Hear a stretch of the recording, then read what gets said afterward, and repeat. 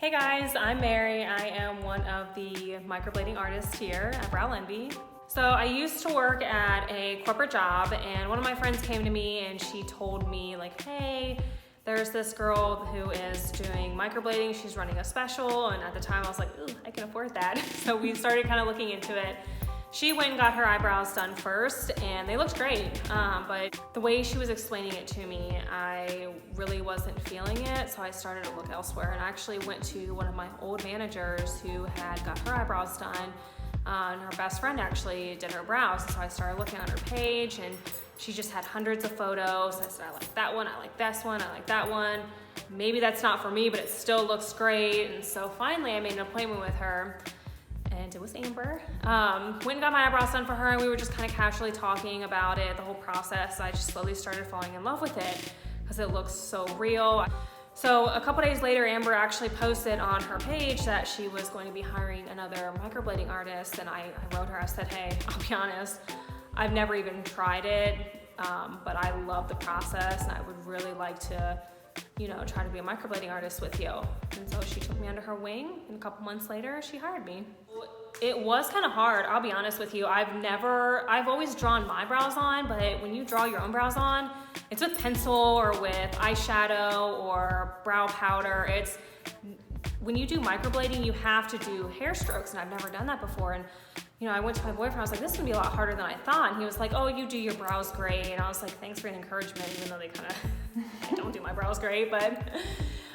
So it was actually a lot harder than I thought. And I would go to Amber, I'm like, I don't really understand how to transition the brow or whatever. And so she would just kind of guide me, but it was kind of hard at first.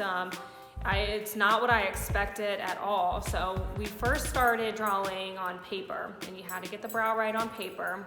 Then once you got the brow right on paper, then we started to do practice skin. And then once we did practice skin, then we started to do models. And it varies for each person, depends on how long you practice or how much you practice. I would just sit on my lunch break in my car and just start practicing drawing eyebrows.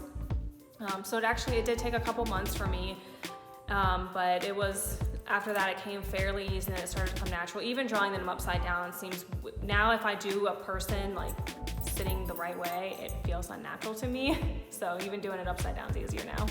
So the long story short, I was here part-time for about a year, and it was actually kind of funny when Amber hired me. At the time I didn't realize I was pregnant, and then I shortly found out, and she came and she's like, Mary, we want to take pictures for the website. And I was like, oh cool, this will be a great time to tell her that I'm pregnant. I wonder how she's gonna react.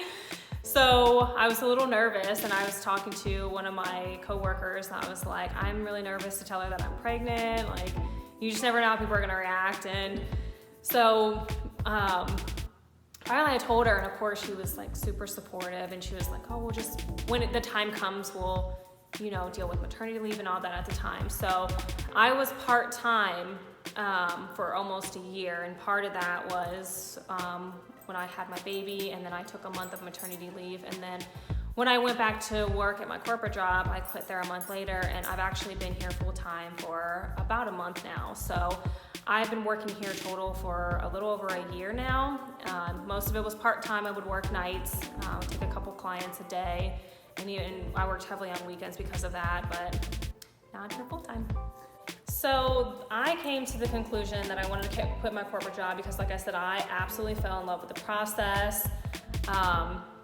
I fell in love with the company and the people around me. They're just so genuine, and they really do feel like a family. So I came to the conclusion that I wanted to quit my full-time job because, like I said, I loved my corporate job, but this job felt like a passion, and for little people actually know the difference. And so I realized that there's a huge difference between loving your job and having a passion for it.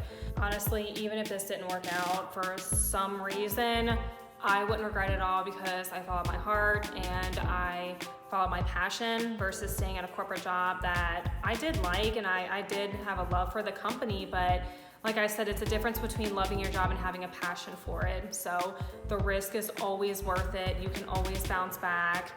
You just have to have faith, and you really just, what I actually love about it is that really it's making me work actually harder than I ever have before. You know, I don't want to get up and come to work and post on the Instagram as well as doing clients and stuff like that. Just some days you just don't feel like doing the extra work, but with this type of job you have to, and it makes my passion for it even deeper because I'm really working hard for my future now. Whereas a corporate job, you just go in, do your work and leave, and it's completely different. I say just go for it. If you love what you're doing, it's a lot of hard work, but at the end of the day, you're gonna go home and you're gonna feel so much better about yourself.